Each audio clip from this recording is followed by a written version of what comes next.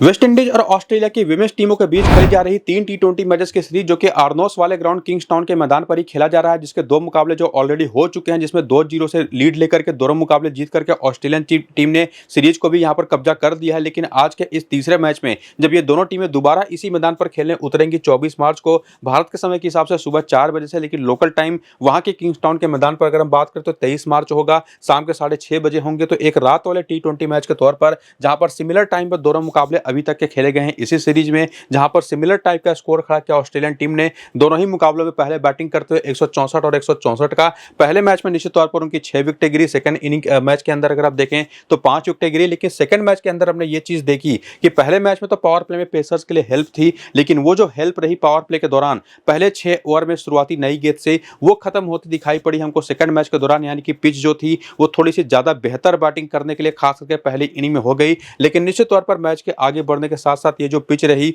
वो थोड़ी सी मुश्किल हुई। और वैसे भी ऑस्ट्रेलियन टीम का जो ओवरऑल डोमिनेंस रहा है वेस्ट इंडीज के ऊपर, इतिहास में भी टी20 क्रिकेट में 18 मुकाबले दोनों टीमें खेली हैं आपस में, 16 मुकाबले उसमें ऑस्ट्रेलियन टीम ने जीते हैं। और इस सीरीज की भी दोनों मुकाबले जो जीते, पहले मैच में 43 रन से, दूसरे मैच में 17 रन से। हालांकि एक और चीज हमको देखने को मिली कि सेकंड इनिंग के अंदर जो सेकंड मैच हुआ उसमें वेस्ट इंडीज की भी केवल 4 ही विकेटें गिरी। तो बहुत ज्यादा विकेटें तो गिरती दिखाई नहीं पड़ रही इस पिच के ऊपर, लेकिन रन बनाना सेकंड इनिंग के अंदर वो उतना आसान अब रहेगा नहीं। हालांकि जो आपको मैंने डोमिनेशन ऑलरेडी ऑस्ट्रेलिया का बता रखा है वेस्ट इंडीज के ऊपर, उसकी मदद से तो आप क्लियरली ये समझ ही सकते हैं कि यहां पर अगर सेकंड इनिंग में भी ऑस्ट्रेलियन टीम को बैटिंग करनी पड़ जाए इस मैदान के ऊपर, जहां पर इस तरीके का बाउंड्री डायमेंशन हमको देखने को मिलता है, तो मैच काफी हद तक ऑस्ट्रेलिया के ही हाथ में रहेगा। लेकिन निश्चित तौर पर उस कंडीशन में सेकंड इनिंग की बॉलिंग में ऑस्ट्रेलिया की कुछ बड़ी अच्छी डिफरेंशियल बॉलिंग ऑप्शन भी होंगी जो कि ट्राई की जा सकती हैं, और वो कौन सी ऑप्शन रहेंगी इसी वीडियो के अंदर हम आगे जानेंगे। फिलहाल तो आप जाकर के टेलीग्राम और व्हाट्सएप का चैनल ज्वाइन कर लीजिए मेरा, नीचे इसी वीडियो के डिस्क्रिप्शन में और कमेंट बॉक्स में जो पिन किया हुआ कमेंट है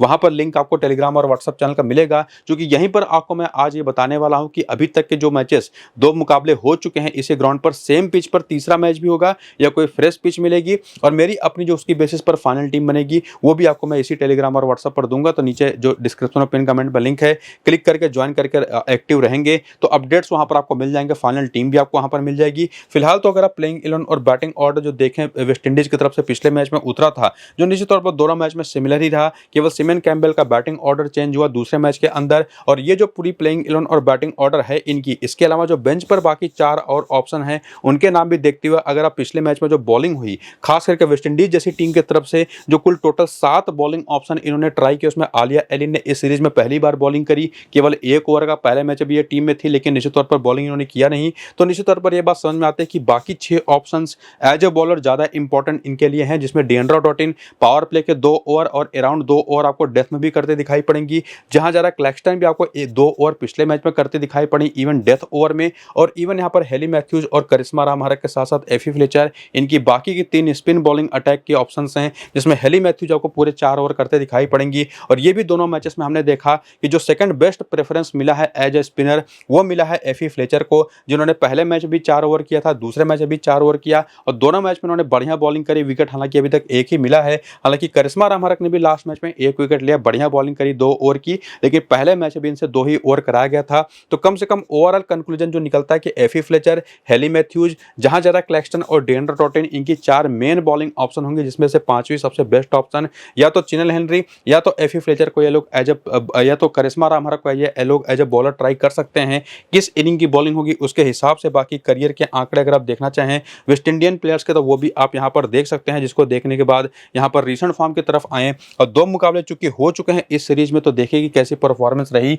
तो उसमें Hayley Matthews 56 run 1 wicket 11 run कोई विकेट नहीं की 2 परफॉर्मेंस दे चुके हैं, जो कि क्वियाना जोसेफ पहले मैच में 45 रन बनाने के बाद दूसरे मैच में चली नहीं। स्टेफनी टेलर ने दोनों मैच में ठीक ठाक शुरुआत करी है, लेकिन बड़े स्कोर में कन्वर्ट नहीं कर पाई। और वहीं पर डिएंड्रा डॉटिन ने पहले मैच में एज ए बॉलर और सेकंड मैच में एज ए ऑलराउंडर कमाल की परफॉर्मेंस दे दी है। और उसके बाद आती हैं सिमन कैम्बेल, जिनका वो कुछ खास रोल होता नहीं, विकेट कीपिंग सेक्शन में वैसे भी हमारे पास बेथ मूनी का ऑप्शन है, तो आप सिमन कैम्बेल को ट्राई करना नहीं चाहेंगे। लेकिन उसी में आती हैं जहां जरा क्लैक्सटन, जिनका आपने देखा पिछले मैच में उन्होंने 2 ओवर करे डेथ के, ये एक बहुत तगड़ी ट्रम्प ऑप्शन निकल करके आती हैं क्वियाना जोसेफ की ही तरह। इवन यहाँ पर अगर हम बात करें तो स्टेफनी टेलर की ही तरह, जिसमें निश्चित तौर पर हेली मैथ्यूज एक ऐसा ऑप्शन होंगी जिनको ज़्यादा आपको कंसीडर करने की ज़रूरत है नहीं, सीधे अपनी फैंटेसी की टीम में लेकर के चला जाना है। और उसके बाद आती है चिनल हेनरी, जिन्होंने पहले मैच में तो बल्ले से 12 रन की नाबाद पारी खेली, 2 विकेटें भी ली। सेकंड मैच में एज ए बॉलर वो कामयाबी इनको मिली नहीं, ओवर भी केवल 2 ही इन्होंने किए। लेकिन ओवरऑल अगर आप बात करें बाकी जो ऑप्शन है, चाहे वो क्वीना जोसेफ हो, स्टेफनी टेलर हो या जहां जरा क्लेस्टन हो, तो इन तीनों के प्रेफरेंस में ये ज़्यादा सेफर ऑप्शन मानी जाती है वेस्ट इंडीज की टीम की तरफ से कि इनसे ज़्यादा बॉलिंग अगर कराई जाए तो निश्चित तौर पर ये ज़्यादा बेटर ऑप्शन होंगे। और उसमें आते हैं यहाँ पर आलिया एरिन, जेनेलिया ग्लासको, जिनका वो रोल अभी तक रहा नहीं, लेकिन एफी फ्लेचर और करिश्मा रामहरक में से एक जो ऑप्शन आपको मैं ऑलरेडी बता चुका हूं, एफी फ्लेचर, जो पूरे 4 ओवर दोनों मैच में करते हुए अभी तक केवल एक ही विकेट ले पाई है, जबकि करिश्मा रामहरक ने दोनों मैच में मिला करके 4 ओवर करे हैं, 2-2 ओवर, और उसमें एक विकेट इनको मिला है। वो भी काफी हद तक क्लियर होता है कि निश्चित तौर पर चाहे वैल्यू एफी फ्लेचर की ज्यादा हो एज ए बॉलर, लेकिन अभी तक वो कामयाबी मिली नहीं है। लेकिन अगर सेकेंड इनिंग की बॉलिंग होती है, चाहे वो करिश्मा रामहरक हो चाहे वो एफी फ्लेचर हो, तब ये दोनों के दोनों काफी अच्छी ट्रम्प ऑप्शन हो जाएंगे, खास करके एफी फ्लेचर। ये बात आपको ध्यान में रखना है। लेकिन अभी तक इस वीडियो के अंदर जो भी इंफॉर्मेशन मैंने आपको दी है उसके हिसाब से कम ये बात तो क्लियर है कि हेली मैथ्यूज के साथ साथ चिनल हेनरी, और ये 2 सबसे बेस्ट ऑप्शन होंगे। डिएंड्रा डॉटिन को भी उसमें इंक्लूड कर लीजिए, जो कि सीधे आपकी टीम में आती हैं। लेकिन अगर आप थोड़ा बहुत भी डाउट कर पा रहे हैं चिनल हेनरी के रोल को लेकर के, तो निश्चित तौर पर जहां जरा क्लैक्सटन ने जैसी परफॉर्मेंस एज ए बॉलर अभी तक दी है और इनके पास जो बैटिंग की एबिलिटी भी है, उसके हिसाब से आप चिनल हेनरी की जहां जरा क्लैक्सटन को भी ट्राई कर सकते हैं, वो ज़्यादा सेफर होगा। या चाहे तो आप स्टेफनी टेलर है, क्वीना जोसेफ में से भी किसी एक को ट्राई कर सकते हैं। फिलहाल तो यही 3 बेस्ट ऑप्शन जो आपको मैं सजेस्ट कर रहा हूं, और चिनल हेनरी की जहां पर आप किसको किसको ट्राई कर सकते हैं ये भी आपको बता रहा हूं। लेकिन उसी में आगे बढ़ते हुए अगर आप हेड टू हेड के आंकड़े भी देखना चाहते हैं, हालांकि आपको हमने प्लेयर्स की यूटिलिटी क्लियर कर ही दी है, लेकिन फिर भी नंबर्स अगर आपको देखने हैं तो आप जरूर देख लीजिए, कुछ खास इनकी वैल्यू बनेगी नहीं। यहीं पर भी जहां जरा क्लैस्टन के 6 मैच में 6 विकेट ऑस्ट्रेलिया के खिलाफ, चिनल हेनरी के 1 मैच में 1 विकेट है, चूंकि लास्ट मैच का डेटा यहाँ पर ऐड हुआ नहीं है। बाकी यहाँ पर आलिया एलिन के 3 मैच में 1 ही विकेट है। बाकी प्लेयर्स के भी नंबर देखेंगे तो कुछ खास देखने को मिलेंगे नहीं। इसमें हेली मैथ्यूज डोमिनेट करते दिखाई पड़ेंगे। इवन स्टेफनी टेलर के भी बैटिंग आंकड़े बहुत ही पुअर हैं। डिएंड्रा डॉटिन के ओवरऑल एज अ बैटर आंकड़े काफी शानदार हैं। क्वीना जोसेफ के 1 मैच में 45 रन है, जिसमें से निश्चित तौर पर जो लास्ट वाला मैच हुआ उसका डेटा भी आप ऐड कर लें अगर 11 रन का, तो वो भी काफी इंपॉर्टेंट हो जाता है। और उसी में वेन्यू के भी नंबर्स अगर आप देखने जाएं तो वो भी आपके सामने है। इसी मैदान पर क्वीना जोसेफ के इसी सीरीज में 2 मैच में 56 रन हो चुके हैं 28 के एवरेज के साथ, जबकि हेली मैथ्यूज और स्टेफनी टेलर भी इस ग्राउंड पर काफी अच्छा करती रही हैं। और उसमें जहां जरा क्लैस्टन के तो 2 मैच में 2 विकेटें हैं ही, डिएंड्रा डॉटिन के 12 मैच 174 रन है, 9 विकेटें हैं ही, चिनल हेनरी के भी 7 मैच में 6 विकेटें हैं। बाकी बॉलिंग ऑप्शंस उतने बेहतर आपको देखने को नहीं मिलेंगे, लेकिन जो आपको मैं क्लियर कर चुका हूं कि सेकेंड इनिंग की बॉलिंग हुई तो एफिल फ्लेचर भी एक बहुत अच्छा ट्रम्प ऑप्शन होंगी। ग्रैंड लीग की टीमों में आप इनको ट्राई कर सकते हैं, तो वो जरूर आप उसको ध्यान में रखिएगा। और बाकी प्लेयर बैटल देखने आएंगे और वेस्ट इंडीज टीम की बैटिंग लाइनअप की वीकनेसेस को समझने जाएंगे, तो एक बात आपको ओवरऑल नंबर्स तो आपके सामने हैं कि किस टाइप ऑफ बॉलिंग के खिलाफ क्या आंकड़े हैं, इंडिविजुअल बॉलर्स के खिलाफ क्या आंकड़े हैं, कितनी गेंदें खेली, कितने रन बनाए, कितनी बार आउट हुए। इसका सीधा सीधा कंक्लूजन आपको मैं दे दूं तो स्पिन बॉलिंग वो निश्चित तौर पर परेशान करती है वेस्ट इंडियन पूरी बैटिंग अटैक को, चाहे किसी भी तरीके की स्पिन बॉलिंग हो। और इंडिविजुअली अगर हम बात करें तो किम गार्थ भी डोमिनेट करते हैं, एलाना किंग तो डोमिनेट करेंगे ही, एलिस पेरी भी काफी परेशान करते हैं, एशले गार्डनर भी।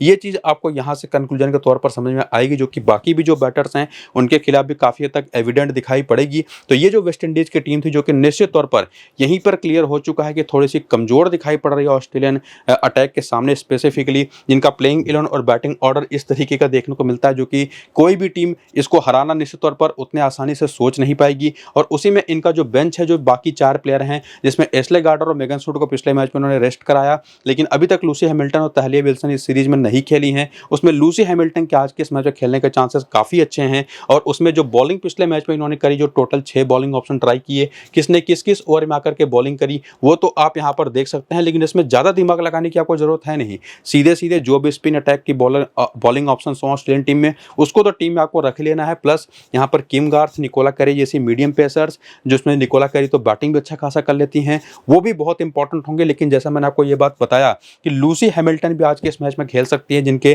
करियर के आंकड़े देखें तो 20 मैच में 20 विकेटें हैं, ये बहुत इंपॉर्टेंट रहेंगे एक बाएं हाथ के तेज गेंदबाज के तौर पर अगर खेलती हैं तो। या इवन अगर तालिया विल्सन को भी मौका मिला, लेकिन तालिया विल्सन का T20 का एक्सपीरियंस तो ठीक ठाक है, लेकिन बैटिंग कहां पर करेंगी वो काफी इंपॉर्टेंट रहेगा देखना। तो करियर के आंकड़े हर एक प्लेयर का देख लीजिएगा। बाकी रीसेंट फॉर्म के आंकड़े अगर आप देखने जाएं तो नंबर्स तो सब कुछ आपके सामने हैं, लेकिन एक बात कम से कम क्लियर है कि बेथ मुनी हो गई, जॉर्जिया वॉल हो गई, फीब लिचफील्ड हो गई, एलिस पेरी हो गई, जॉर्जिया वेयरहैम हो गई, और उसके बाद जैसा मैंने आपको कहा था कि स्पिन बॉलिंग वो काफी यूजफुल हो गई, तो एलाना किंग हो गई। ये तो कम से कम 6 ऐसी ऑप्शन है जो कि कि सीधे आपकी टीम में आनी चाहिए। और इवन जो बैटिंग में टॉप ऑर्डर की चारों बैटर्स हैं ना, वो तो इंपॉर्टेंट रहेंगी ही रहेंगी, लेकिन इसी में से किसी भी एक बैटर को आप जितना भी चाहें रिस्क लेकर के अगर ड्रॉप करना चाहें तो करके निश्चित तौर पर आप निकोला कैरी को भी या ताहिलिया मैकग्रा में से किसी भी एक ऑप्शन को ट्राई कर सकते हैं। हालांकि आपको मैं निकोला कैरी को लेकर के कहूंगा कि सीधे इनको सातवें प्लेयर के तौर पर आप रख लीजिए, बल्कि जो आप कोई एक बैटर ड्रॉप करना चाहें जिसमें जॉर्जिया वॉल और फीब लिचफील्ड ही दो ऐसी ऑप्शन हैं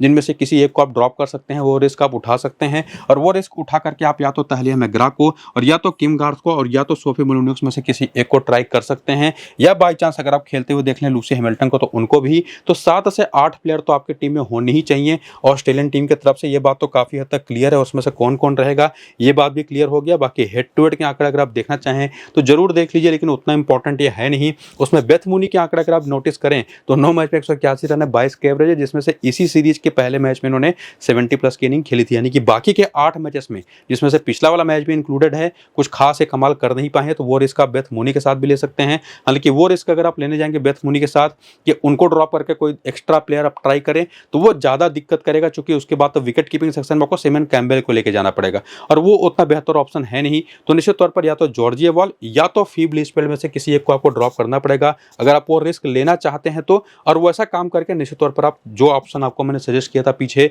उनमें से आप किसी को ट्राई कर सकते हैं। बाकी वेन्यू के नंबर्स आपको सेम दिखाई पड़ेंगे, वही जो रिसेंट फॉर्म में आपको दिखाई पड़ा था। इस सीरीज की परफॉर्मेंस जो कि पहली बार इस ग्राउंड पर इस सीरीज के अंदर खेली हैं सारी के सारे ऑस्ट्रेलियन प्लेयर्स। बाकी इनकी बैटिंग वीकनेसेस देखने जाएं और जब वेस्ट इंडीज की बॉलिंग अटैक को ये लोग फेस करने जाती हैं तो एक एविडेंट चीज आपको दिखाई पड़ेगी कि हेली मैथ्यूज, डिएंड्रो डॉटिन वो डोमिनेट करती हैं इस पूरी बैटिंग अटैक को। और साथ ही साथ उसमें कहीं कहीं पर एफी फ्लेचर और कहीं कहीं पर आपको करिश्मा राम हरक का भी नाम दिखाई पड़ जाएगा। लेकिन जैसा कि आप समझ चुके हैं कि एफी फ्लेचर वो ज़्यादा ओवर्स कर रही हैं तो वो ज़्यादा इंपॉर्टेंट रहेंगी। बाकी लेफ्ट आर्म ऑर्थोडॉक्स बॉलिंग वो तो एक वीकनेस इस पूरी ऑस्ट्रेलियन टीम की रही ही है। आंकड़े आप सबके सामने, आप वीडियो को रोक करके देख सकते हैं, अब इसको पढ़ने की जरूरत तो है नहीं, वो सब कुछ आपके सामने है। और इसी वजह से जो लेफ्ट आर्म ऑर्थोडॉक्स बॉलिंग का एक डेटा निकल करके आता है ना, क्वियाना जोसेफ एक बहुत इंपॉर्टेंट ऑप्शन हो जाती हैं एक डिफरेंशियल प्लेयर के तौर पर, जिनको आप हेली मैथ्यूज और डिएंड्रो डॉटिन के साथ तीसरे प्लेयर के तौर पर भी ट्राई कर सकते हैं चिनल हेनरी को ड्रॉप करके। हालांकि उनसे अभी तक बॉलिंग इस सीरीज में कराया नहीं गया है, लेकिन बाई चांस अगर करा लिया वहां पर वेस्ट इंडीज की टीम ने, जो कि करती है सीरीज के आखिरी मैचेस में, तो निश्चित तौर पर एक बड़ा हाथ आप लगा सकते हैं, अच्छा खासा जैकपॉट। लेकिन फिलहाल वो तो बात की बातें हैं, वो आप डिफरेंशियल प्लेयर किसको लेकर के जाना चाहते हैं आप पर डिपेंड करेगा। मैं किसको लेकर के जाऊंगा वो आपको मैं टेलीग्राम और व्हाट्सएप चैनल पर टॉस के अपडेट आने के बाद बता दूंगा, जहां पर आपको मैं पिच रिपोर्ट वगैरह भी प्रोवाइड कराऊंगा टॉस के बाद। तो मेरी अपनी फाइनल टीम के लिए आप जाकर के टेलीग्राम और व्हाट्सएप को ज्वाइन जरूर कर दीजिएगा। नीचे डिस्क्रिप्शन और पिन कमेंट में लिंक है। बाकी ये छोटा सा जो वीडियो था पूरा अगर आपने देख लिया ना तो इतना ईजी तरीके से आप समझ जाएंगे आज के इस मैच को कि खुद की टीम खुद से बड़ी आसानी से बना पाएंगे। फिलहाल ये वीडियो यहाँ पर होता है खत्म, चलते हैं, नमस्कार।